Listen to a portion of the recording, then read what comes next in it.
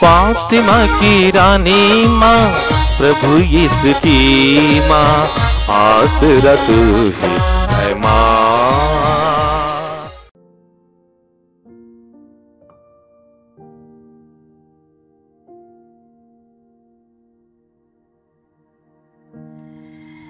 पहला पाठ उपदेशक ग्रंथ अध्याय 3 पद संख्याएं 1 से 11 तक। पृथ्वी पर हर बात का अपना वक्त और हर काम का अपना समय होता है। जन्म लेने का समय और मरने का समय, रोपने का समय और पौधा उखाड़ने का समय, मारने का समय और स्वस्थ करने का समय, गिराने का समय और उठाने का समय, रोने का समय और हंसने का समय, विलाप करने का समय और नाचने का समय, पत्थर बिखेरने का समय और पत्थर एकत्र करने का समय, आलिंगन करने का समय और आलिंगन नहीं करने का समय, खोजने का समय और खोने का समय, अपने पास रखने का समय और फेंक देने का समय, फाड़ने का समय और सीने का समय, चुप रहने का समय और बोलने का समय, प्यार करने का समय और बैर करने का समय, युद्ध का समय और शांति का समय। मनुष्य को अपने सारे परिश्रम से क्या लाभ?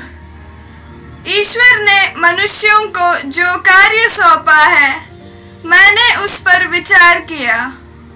उसने सब कुछ उपयुक्त समय के अनुसार बनाया है। उसने मनुष्य को भूत और भविष्य का विवेक दिया है, किंतु ईश्वर ने प्रारंभ से अंत तक जो कुछ किया है, उसे मनुष्य कभी नहीं समझ सका। यह प्रभु की वाणी है। ईश्वर को धन्यवाद। भजन अनुवाक्य। प्रभु मेरी चट्टान धन्य है। प्रभु मेरी चट्टान धन्य है। प्रभु मेरी चट्टान धन्य है। वह मुझे प्यार करता और सुरक्षित रखता है। वह मेरा गढ़ है, मेरा मुक्तिदाता, मेरी ढाल और मेरा शरण स्थान। अनुवाक्य। प्रभु मेरी चट्टान धन्य है। प्रभु मेरी चट्टान धन्य है। हे प्रभु, मनुष्य क्या है जो तू उसकी देखभाल करे? आदम का पुत्र क्या है जो तू उसकी सुधि ले? मनुष्य तो श्वास के सदृश है, उसका जीवन छाया की तरह मिट जाता है। अनुवाक्य। प्रभु मेरी चट्टान धन्य है। प्रभु मेरी चट्टान धन्य है। जय घोष। alleluia। मानव पुत्र सेवा करने और बहुतों के उद्धार के लिए अपने प्राण देने आया है। alleluia। प्रभु आप लोगों के साथ हो और आपके साथ भी। संत लूकस के अनुसार पवित्र सुसमाचार। प्रभु की जय। अध्याय 9 पद संख्याएं 18 से 22 तक। ईसा किसी दिन एकांत में प्रार्थना कर रहे थे और उनके शिष्य उनके साथ थे। ईसा ने उनसे पूछा, मैं कौन हूँ? इस विषय में लोग क्या कहते हैं? उन्होंने उत्तर दिया, यूहन्ना बपतिस्ता। कुछ लोग कहते हैं एलियस और कुछ लोग कहते हैं प्राचीन नबियों में से कोई पुनर्जीवित हो गया है। ईसा ने उनसे कहा, और तुम क्या कहते हो कि मैं कौन हूँ? पेतरुस ने उत्तर दिया, ईश्वर के मसीह। उन्होंने अपने शिष्यों को कड़ी चेतावनी दी कि वे यह बात किसी को भी नहीं बताए। उन्होंने अपने शिष्यों से कहा, मानव पुत्र को बहुत दुख उठाना होगा, नेताओं, महायाजकों और शास्त्रियों द्वारा ठुकराया जाना, मार डाला जाना और तीसरे दिन जी उठना होगा। यह प्रभु का सुसमाचार है। ख्रीस कीजिए। ख्रीस में प्यारे भाई बहनों, आज का पहला पाठ हम लोगों ने उपदेशक ग्रंथ के 3 अध्याय से सुना। उसमें हम लोगों ने इसी प्रकार सुना, पृथ्वी पर हर बात का अपना वक्त और हर काम का अपना समय होता है। रोने का समय, हंसने का समय, रोपने का समय, उखाड़ने का समय, विलाप करने का समय, नाचने का समय। इसी प्रकार हर काम के लिए और हर बात के लिए अपना वक्त होता है। विश्वास की दृष्टि से इसका मतलब क्या है? हर बात ईश्वर की योजना के अनुसार होती है। हमारे जीवन के या हमारे इस दुनिया के हर घटना को ईश्वर की योजना समझ करके स्वीकार करना है। इस बाइबल को हम लोग पवित्र इतिहास बोलते हैं। यह एक इतिहास है, लेकिन पवित्र इतिहास है। एक ऐसे पवित्र इतिहास बन जाता है क्योंकि इस किताब को, इस बाइबल को जिन लोगों ने लिखा है, उन लोगों ने इस बाइबल को ईश्वर के दृष्टिकोण से देखा। हर घटना को ईश्वर के हाथ से स्वीकार किया, ईश्वर के नजरों से देखा, विश्वास की दृष्टि से देखा। उदाहरण के लिए प्रेरित चरित्र से मैं संत पौलुस का पहला भाषण अंताकिया के लोगों के लिए, यहूदियों के लिए मैं पढ़ करके सुनाता हूँ। अध्याय 13 पद संख्या 16 से है। इस्राएली भाइयों और ईश्वर भक्त सज्जनों, सुनिए। इस्राएली प्रजा के ईश्वर ने हमारे पूर्वजों को चुना। किसने हमारे पूर्वजों को चुना? ईश्वर ने चुना। उन्हें मिस्र देश में प्रवास के समय महान बनाया। ईश्वर ने उन्हें महान बनाया और वह अपने बाहुबल से उन्हें वहां से निकाल लाया। उसने उन्हें निकाल लाया। उसने 40 बरस तक मरुभूमि में उनकी देखभाल की। इसके बाद उसने कानान देश में 7 राष्ट्रों को नष्ट किया और उनकी भूमि हमारे पूर्वजों के अधिकार में दे दी। तो ईश्वर ने यह सब किया है। भूमि, कानान देश के भूमि उनके अधिकार में ईश्वर ने दिया है। लगभग 450 वर्ष बाद वह उनके लिए न्यायकर्ताओं को नियुक्त करने लगा और नबी सामुएल के समय तक ऐसा करता रहा। तब उन्होंने अपने लिए एक राजा की मांग की और ईश्वर ने उन्हें बेन्यामीन वंशी कीस के पुत्र साउल को प्रदान किया, जो 40 वर्ष तक राज्य करता रहा। यह सब ईश्वर ने किया है, राज्य करता रहा। इसके बाद ईश्वर ने दाऊद को उनका राजा बनाया और उनके विषय में यह साक्ष्य दिया, मुझे अपने मन के अनुकूल एक मनुष्य यिशै का पुत्र दाऊद को मिल गया है। तो देखिए, पौलुस इस्राएलियों के इतिहास के बारे में बोलते हैं। हर कार्य ईश्वर ने किया है। हमारा जीवन भी एक पवित्र इतिहास है। आपके परिवार का जीवन भी एक पवित्र इतिहास है। ये कैसे पवित्र इतिहास बनेगा? जब हम लोग अपने जीवन के हर घटना को ईश्वर के हाथ से स्वीकार करते हैं, ईश्वर की योजना समझ करके स्वीकार करते हैं और उसके लिए धन्यवाद देते हैं। दुखद घटना को, सुखद घटना को, हमारे जीवन के आंसुओं को, हमारे जीवन की खुशियों को, ये सब को ईश्वर की योजना समझ करके स्वीकार करते हैं और उसके लिए धन्यवाद देते हैं, तब हमारा जीवन एक पवित्र इतिहास बन जाएगा। एक बार यहाँ पर एक बहन अपने पति को लेकर के आई। पति बहुत पीता था और पीने के कारण उसका जो काम था, ड्राइवरी का काम था, वो छूट गया। तो जब मैंने उससे पूछा ये कब से पीना शुरू किया, तो उसने कहा उसको 6 साल का एक लड़का था। जब उस लड़के की मृत्यु हुई उसके बाद ये पीना शुरू किया। इसका मतलब क्या है? इसका मतलब यही है कि उसने इस मृत्यु को ईश्वर की योजना समझ करके स्वीकार नहीं किया। अभी भी दुख के रूप में उस लड़के को आपने हृदय में रखा है। ये दुख हमारे लिए हानि है।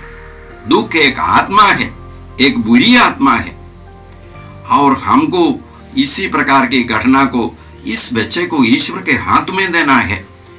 ईश्वर ने अपनी योजना के अनुसार इस बच्चे को बुलाया है। इस बच्चे को ईश्वर ने हमको दिया है। उस भाई को, उस परिवार को ईश्वर ने उस बच्चे को दिया है और ईश्वर अपनी योजना के अनुसार उस बच्चे को बुलाया और हमको ईश्वर के हाथ में देना है। ये बच्चा अभी ईश्वर के पास रह करके हमारे लिए प्रार्थना करते हैं। यही है हमारा विश्वास। इस विश्वास की घोषणा करना है और इस विश्वास के लिए हमको प्रभु को धन्यवाद देना है। इस घटना को लेकर के हमको प्रभु को धन्यवाद देना है। जब हम लोग धन्यवाद देते हैं तब हम लोग पवित्र आत्मा से भर जाएंगे।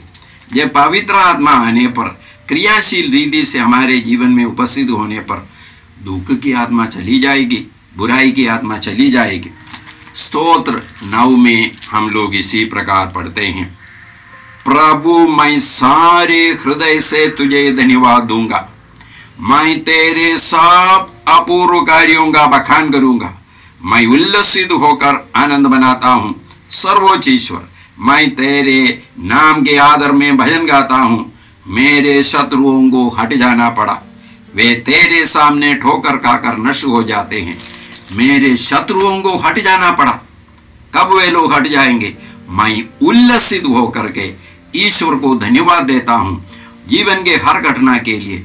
तब मेरे शत्रु, चिंता की आत्मा, दुख की आत्मा, भय की आत्मा, ये सब हट जाएगा। ये जीवन में, हमारे जीवन में जो भी घटनाएं घटती है, दुखद घटनाएं हैं, सुखद घटनाएं हैं, ये सब के लिए हमको प्रभु को धन्यवाद देना है। आज के सुसमाचार में हम लोगों ने सुना, यीशु ने अपने शिष्यों से पूछा, लोग क्या कहते हैं मैं कौन हूं? तब शिष्यों ने कहा, कुछ लोग कहते हैं यूहन्ना बपतिस्ता, कुछ लोग कहते हैं आप नबियों में से कोई है। तब यीशु ने उन लोगों से पूछा, तुम लोग क्या कहते हो मैं कौन हूं? तब सीमोन पेतरुस ने कहा, आप ईश्वर के मसीह हैं। संत मत्ती के सुसमाचार में ऐसा है, आप जीवंत ईश्वर के पुत्र हैं। तुरंत यीशु बोलते हैं, मानव पुत्र को दुख उठाना होगा, क्रूस पर मरना होगा, तीसरे दिन वह जी उठेगा। इसी प्रकार यीशु बोलते हैं। ये सवाल का उत्तर हम सबों को देना है। विशेष करके इन दिनों हमारे विश्वास के बारे में कई लोग आघात पहुंचाते हैं, सवाल करते हैं।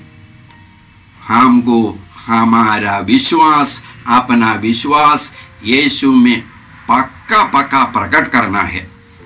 यीशु में संत पौलुस अपने विश्वास को इसी प्रकार प्रकट करते हैं। फिलिपियों के नाम पत्र अध्याय 3 पद संख्या 7 से, किंतु मैं जिन बातों को लाभ समझता था उन्हें मसीह के कारण हानि समझने लगा हूं। इतना ही नहीं, मैं प्रभु ईसा मसीह को जानना सर्वश्रेष्ठ लाभ मानता हूं और इस ज्ञान की तुलना में हर वस्तु को हानि ही मानता हूं। उन्हीं के लिए मैंने सब कुछ छोड़ दिया है और उसे कूड़ा समझता हूं, जिससे मैं मसीह को प्राप्त करूं और उनके साथ पूर्ण रूप से एक हो जाऊं। मैं जिन बातों को लाभ समझता था उन्हें मसीह के कारण अभी हानि समझने लगा हूं। अभी मेरे लिए मसीह सब कुछ है। इस ज्ञान, ये ज्ञान माने हमारे ये बुद्धि का ज्ञान नहीं, हृदय का ज्ञान, समर्पण, अनुभव, इस ज्ञान की तुलना में हर वस्तु को मैं हानि मानता हूं, कूड़ा समझता हूं। तो यही पौलुस का विश्वास है। हमारे लिए भी यीशु ही है। यीशु ने क्या कहा? मार्ग, सत्य और जीवन मैं हूं। मुझसे होकर गए बिना कोई पिता के पास नहीं पहुंच सका। पुनरुत्थान और जीवन मैं हूं। जो मुझ में विश्वास करता है वह मरने पर भी जीवित रहेगा। जो मुझ में विश्वास करते हुए जीता है वह कभी नहीं मरेगा।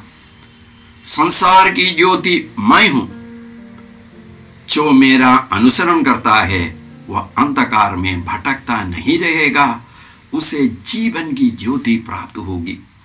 तो यीशु है हमारे लिए जीवन, यीशु है हमारे लिए सत्य मार्ग, यीशु है हमारे लिए पुनरुत्थान, यीशु है हमारे लिए ज्योति, यीशु है हमारे लिए अनंत जीवन। संत योहन का पहला पत्र 5वां अध्याय का 11वां और 12वां वाक्य में हम लोग इसी प्रकार पढ़ते हैं, ईश्वर ने अपने पुत्र के द्वारा हमें अनंत जीवन प्रदान किया है। जिससे यह पुत्र प्राप्त है उसे अनंत जीवन प्राप्त है। जिससे यह पुत्र प्राप्त नहीं है उसे अनंत जीवन प्राप्त नहीं है। ये यीशु है हमारे लिए अनंत जीवन।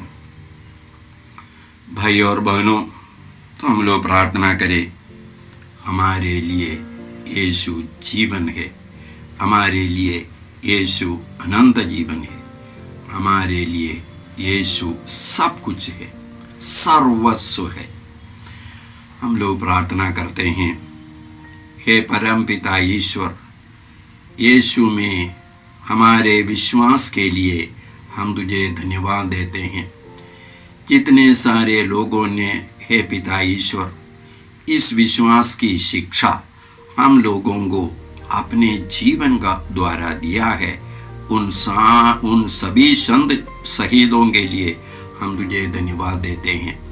हे पिता ईश्वर, हम लोगों को भी उनके मार्ग पर चल करके विश्वास के साक्षी बनने के लिए, मरण तक विश्वास की साक्षी बनने के लिए कृपा दीजिए। ये प्रार्थना हम करते हैं प्रभु क्रिस्त के द्वारा, आमीन। जय यीशु क्रिस्त में प्रिय भाई और बहनों, प्रभु यीशु ने हमें आदेश दिया है संसार के कोने कोने में जाकर सारी सृष्टि को सुसमाचार सुनाओ। सुसमाचार सुनने के लिए और सुनाने के लिए एक अच्छा मौका है। आप कृपया इस चैनल का सब्सक्राइब करें, लाइक करें, शेयर करें, बेल आइकन दबाएं ताकि यहाँ की नई वीडियोस की सूचना आपको मिलती रहेगी। साथ साथ आप दूसरों को भी प्रेरणा दें इसका सब्सक्राइब करने के लिए। याद रखें, कल के मिसा के दैनिक पाठ और उस पर टिप्पणियाँ आज ही दोपहर के बाद हम लोग अपलोड करते हैं।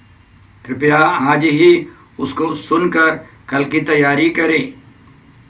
प्रभु यीशु आपको और आपके परिवार को 100 गुनी आशीष देंगे।